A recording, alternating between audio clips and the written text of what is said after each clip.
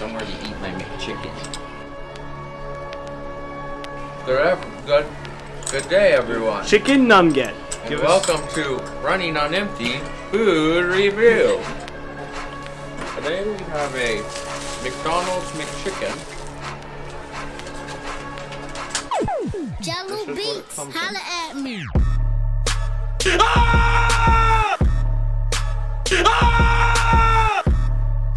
Ah! Ah! Ah! Yikes! Ah! Ah! Yikes! Ah! Hello. Babs. 4.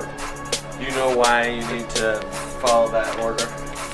Otherwise it'll Trapaholics. Real trap. out of this!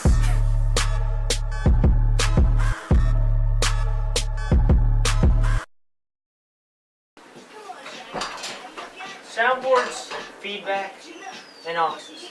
What does it all mean? My name's Kentaro Metzger, and I intend to show you how to work sound. The first step to learning sound is knowing how to turn on the board, on and off. So, always turn on the board first. You can see the power button right here. Should be right here. Yep. Once you're done turning on your board, you're going to want to turn on your amp. Now, make sure that these orange flips are set on reset. And so basically here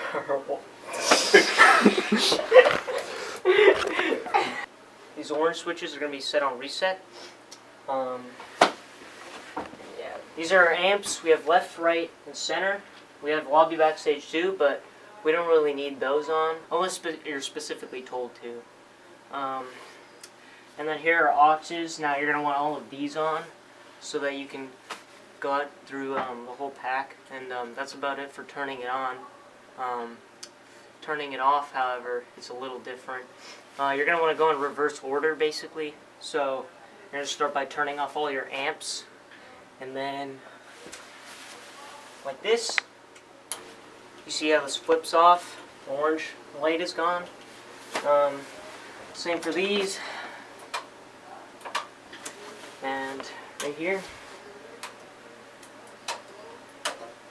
And then you're going to want to go back to your board and shut it off from there. A good acronym I like to use, or I like... I'm filming the soundboard video. Oh. Yeah. And you're on it now. Hello. Do you want to explain Babs? Babs? Babs. Board, amps, board. Do you know why you need to follow that order? Otherwise it'll POP! Tired of this!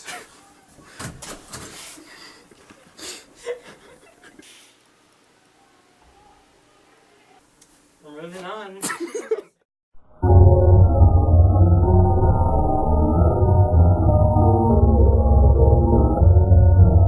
Hi, my name is Kentaro. We're in Hennessy's Corner. I have Hennessy here, and we're going to talk about this children's story. Johnny Feedback and the Big Loud Pop. Okay, so, do you mind reading it? Welcome, children. I'm about to read to you a very important story. Once upon a time, there was a young boy named Johnny Feedback. He was the coolest sound boy in all of high school.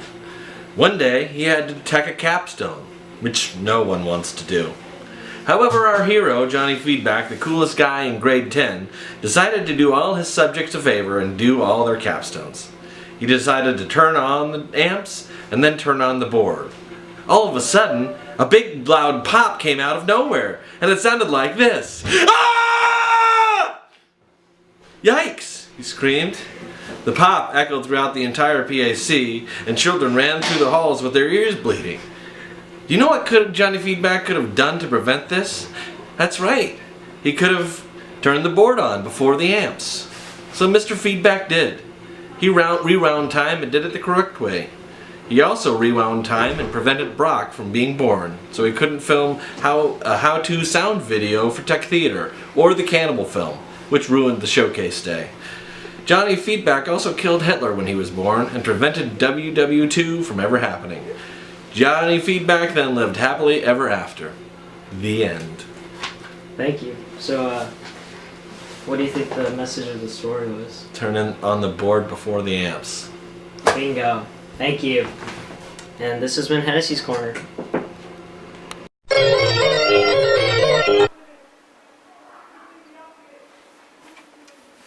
A cool acronym I like to use for remembering how to turn on and off the boards and amps is BAAB. That stands for boards, amps, boards. B-A-A-B. BAB. It's that simple. Now, if you have a little more time to process your sound, and let's say that you wanted a higher volume, well, you're going to want to run into this thing called feedback when you're just moving faders left and right. So the best possible way to eliminate that feedback is using the equalizer, which I'll show you how to right now.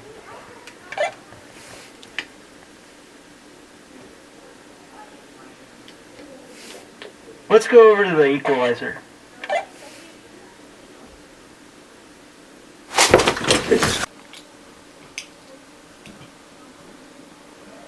This black box right here, that's our equalizer. For generations and generations, tech kids have told people to not touch this thing. Well, now we're at a point in time where we can, because this equalizing tool is more helpful than it seems. It's going to block feedback at certain frequencies, which is going to help you adjust the volume for your microphones. Now let's go over to our soundboard right here. The very first step to equalizing your mics is to let everyone know that there is going to be feedback. So, unmute this mic. If you're on main stage, there's going to be feedback, so please be careful. Thank you. Put it down, and we're ready. Alright. So, these are our two channels right here, 23 and 24. So, they're kind of the same volume right now. That's how I want it to be. They're kind of equal levels. So we're going to start by unmuting this and adjusting our left, right, and center faders. And just pushing them above 0. That's going to cause some feedback.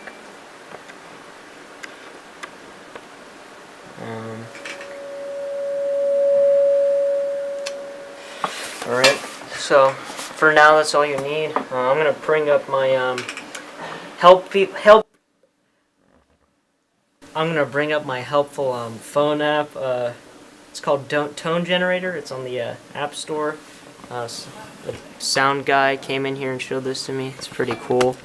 And I already have it set here, but basically what you're going to try and do with this is match the tones. Okay, here, I'm going to press start, and you can hear like that.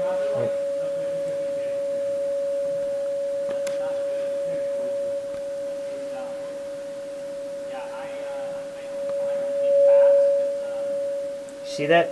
So we've got it, and then we're gonna go down to our equalizer and adjust the frequency. So right now it's all equal, kind of. We're gonna look for 560.4. So let's see over here. So we're gonna find 500 down here. 315, 400, 500. There it is. And we're just gonna dip this slider down just a little bit, and we can assume that we should dip down the adjacent ones because there's going to be a tone dip, and yeah, and then we should be able to adjust our volume from there. Now make sure that you stop equalizing once you have the desired volume. You shouldn't just keep going just because you feel like it, or what if. It's really problematic and can cause some tedious work.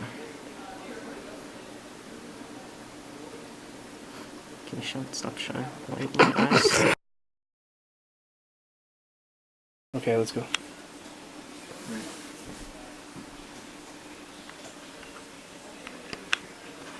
Okay, am I good side? Okay, good. So, let's say you want to play some audio through your computer. It's actually really simple and easy. All you're going to need is a 8mm and a soundboard.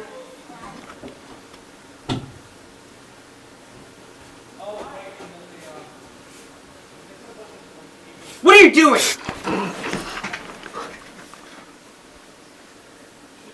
Alright, well, now you're going to want to bring up the audio on your computer and plug it in. Make sure that the volume's at max here and also right here, so that you can get the best quality of sound. If you ever try to adjust volume when you have something like this, you're going to want to do it on the soundboard. Alright, so now that we've got that plugged in, we're going to turn up our 4th fader and see if it works. You think you know me? Oh.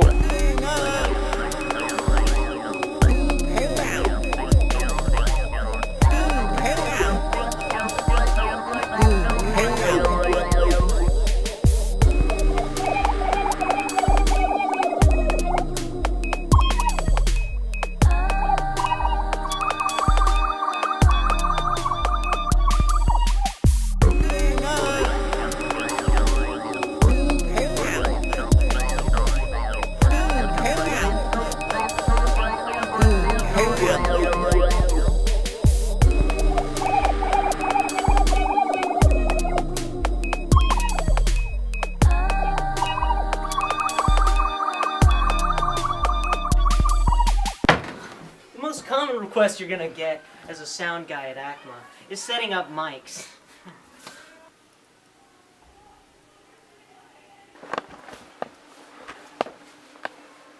You're gonna be working with 2 different types of microphones, an SM57 and an SM58. You can tell the difference between them in their shape. You see, an SM58 has a spherical shape to it, and has a built-in pop filter too, so that it can block out other plosives like tick and stuff like that. You're going to be using SM58s for more vocal performances. SM57, however, or the condenser mic, you're going to be using for more instrumental purposes, like a trumpet or a violin or a piano even. Those don't have built-in pop filters, and the slim shape really helps out for getting the best sound from the instruments. This is good. I can't even teach anyone how to perform a soundboard. What am I doing? Oh, hi, I didn't see you there. Moving on to our next topic. When you're patching in microphones, make sure you're using an XLR. You can tell by the number of pins it has on the inside of its cable right here. This is the female end of it. See? 3 pins. Now, Clearcoms look sort of similar. Instead, they got 4 to 5 pins, but those are for plugging in headsets and such. So, now let's move down to the pack and set up a microphone.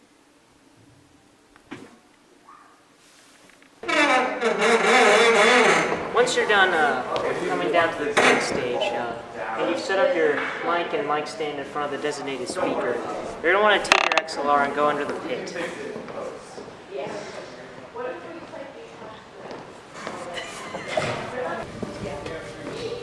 You're going to want to plug in your XLR down under the pit. You can put it into these stage boxes on the stage, but sometimes they have this mat thing up for the dancers, so you won't be able to access that. Then, yeah, epic. Alright, so follow me under here so that we can plug in this XLR and get this stupid feed.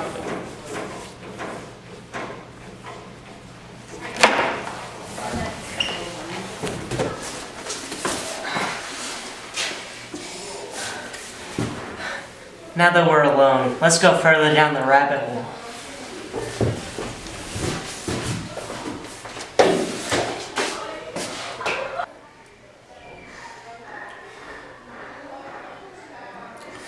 Now you're going to want to take the male end of your XLR and plug it right here.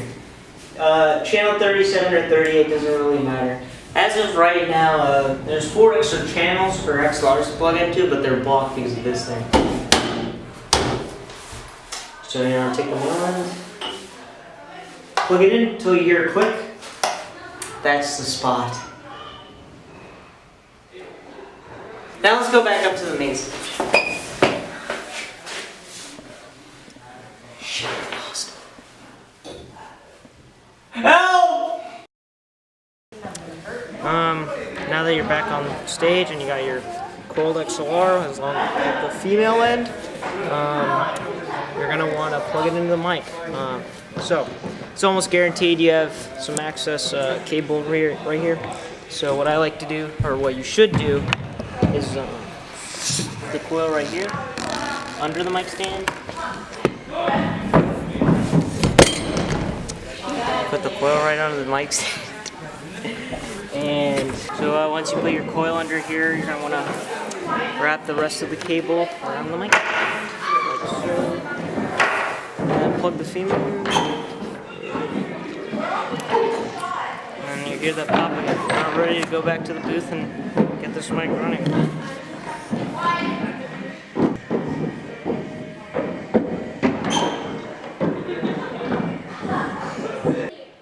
皆さん、秒のページです。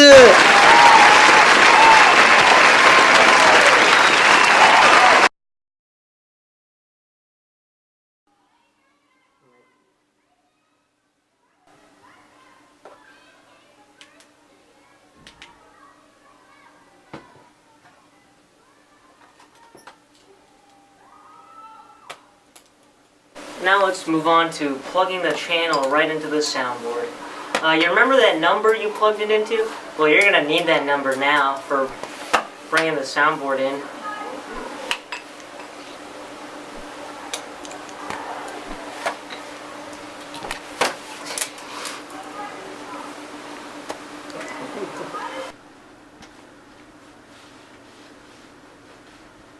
Man, what are you doing here?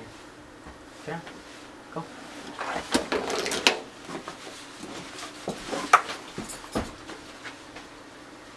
Once you're done plugging in the microphone on stage, that's when you're going to want to find the appropriate XLR down here. Now the channels are color-coded, so it shouldn't be too difficult finding the correct XLR. Let's get down here, shall we? Come on, where is it? Oh, there it is. That's our lucky number, channel 38. Now what you're going to want to do is plug it back into the board, like so. Alright, 22. Looks like our mic's ready to go. The next step is to test it. So let's go back down. No, down the stairs. You'll never beat the shower movie.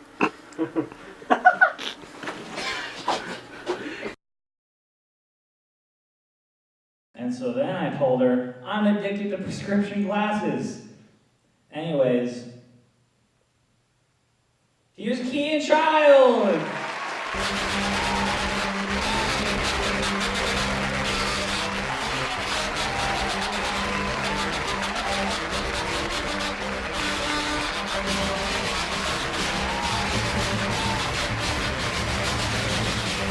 Wow, what a great crowd tonight.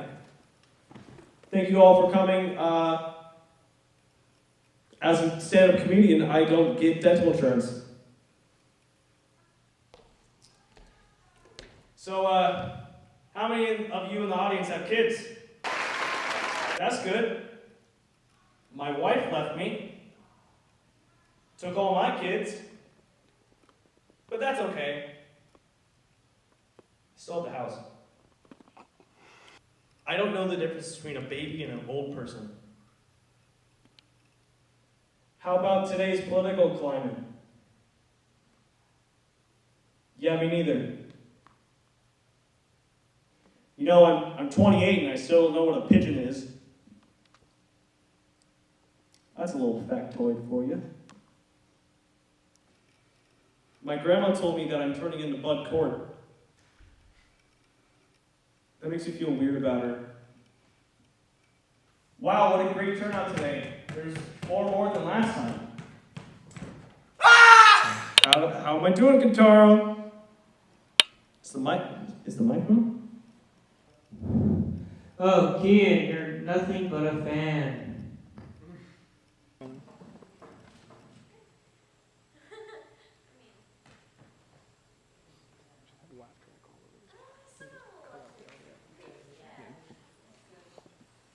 Should have a diet at some point, it just sounds.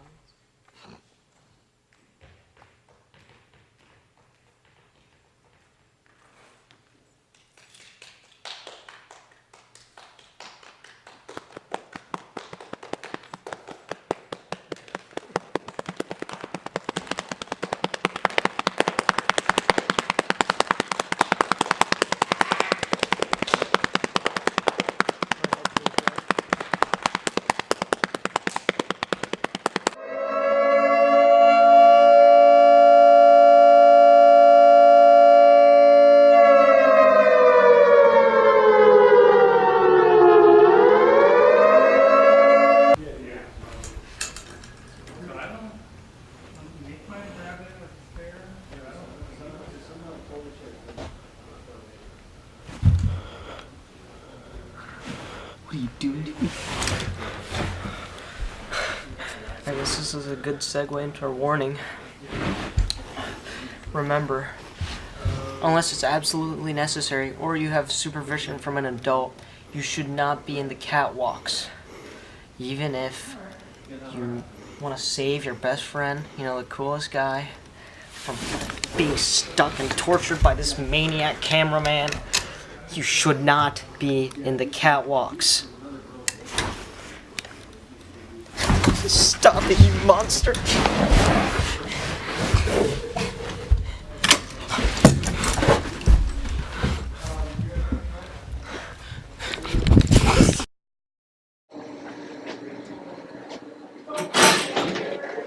Let me propose to you a hypothetical question. You and your buddies are trying to see a masterpiece of film. Maybe they all don't agree. But how are you going to get that DVD shown through the projector and have the sound coming out of the sound system in our pack? Well, I'm here to show you how. Help! Once you made your way over to the auxes again, thanks buddy, you're going to want to go over to your DVD player. Now, if I want to play this genius, masterful made film, Pink Panther Strikes Again, you're going to want to open it up. You know how DVD players work. Press the eject button right here. Comes out like so.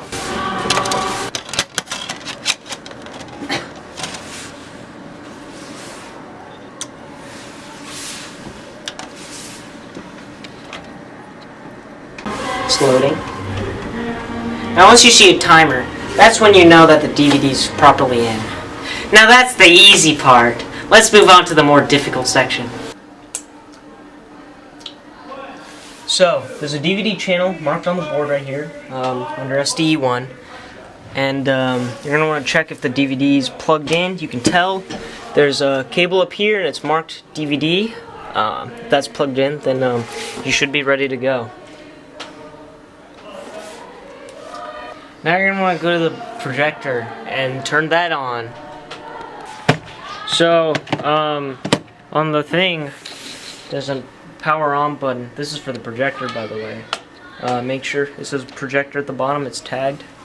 So what you're going to want to do is press the power button and it'll turn on, and you should see that there's a little flash right there at the corner of the screen, and you can hear it whirring, and the back of the projector lights up, and then you should be ready to go. If you ever want to close out the screen, like if it's playing something but you don't want it to, you can press the shutter button. Every single input has a different one, so for RGB1, that's what you're gonna do if you want to plug in like a computer or something. But for the purpose of playing a DVD, you're gonna want to go to video. Not DVID, it's video. They sound very similar. but it's video. It's video. It's not DVID. It's video. It's not DVID. It's video. Is it DVID? Nope. It's video. Video. Remember, it's video. It's video, not DVID. Video. Video. Video.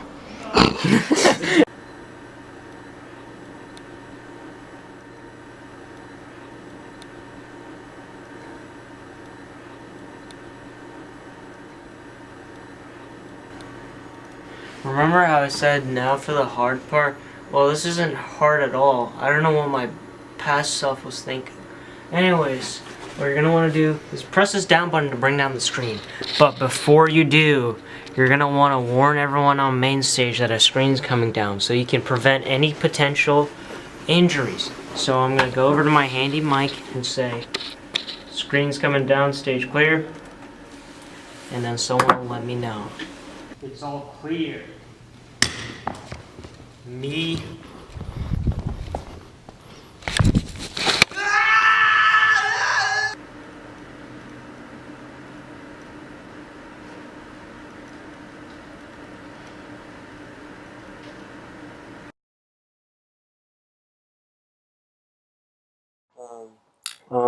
Hey guys, so, Brock just informed me that, we lost the footage of the screen coming in, so I thought this would be a good time to recap, and, I just want to let people know that hang on, sorry. I came to ACMA for art, visual art, so, like, just please don't be, you know, too stunned and distracted by my style. It's gonna be pretty beautiful, but like, I just want you to know that, like, you know, just focus on what I'm trying to say, basically. So, let's bring up their little graphic here. So, I just drew up a scenario. As you can see, there's a raptor walking in on stage. He's not sure what's going on. Now let's say you bring the screen down. Let's just let this situation play out. So you just brought the screen down, and this guy's walking around. All of a sudden, bang! He hits his head. He didn't know what was coming in. He wasn't looking where he was going, maybe. He didn't see it and didn't hear it come in. Neither did you. So bang, he hits his head. He screams, ow.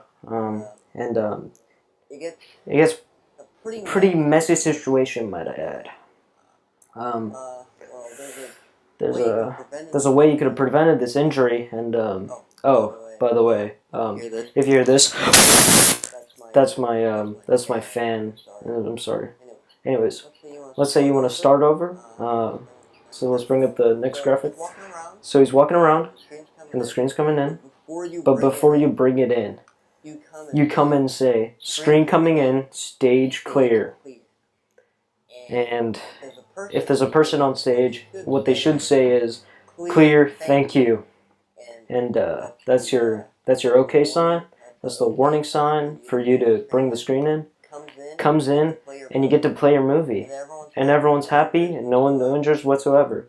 So, I just want to take this moment to emphasize the importance of safety, teamwork, and communication. That's the hardest part of bringing the screen in, not the technical jumbo. Remember, it's teamwork,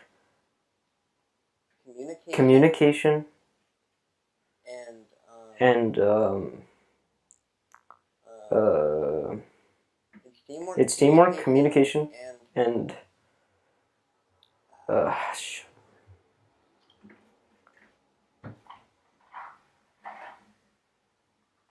yeah. Okay, thank you, guys.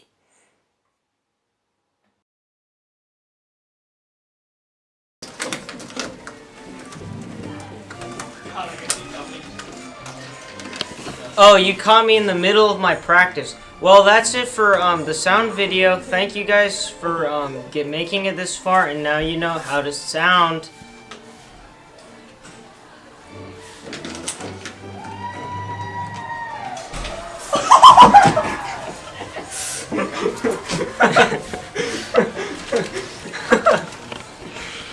I need somewhere to eat my McChicken.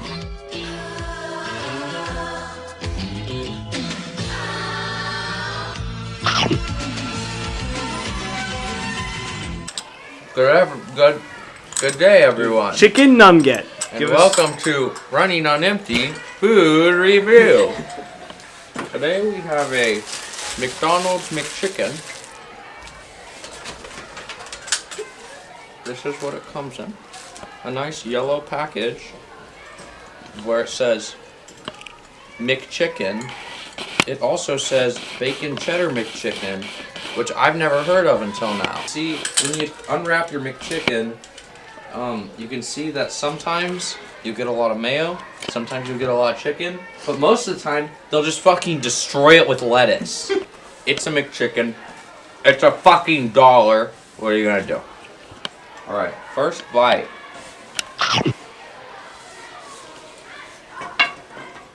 There's a little bit of Buffalo spice in there, given that it is a black peppered chicken patty, and they just destroy it with lettuce.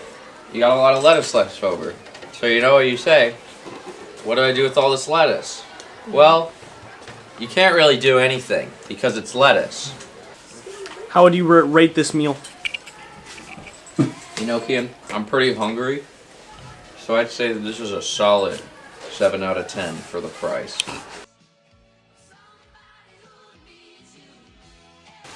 Come here.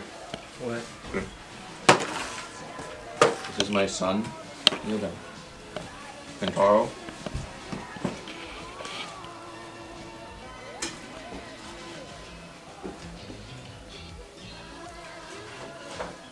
You ever heard of going to the zoo? I haven't.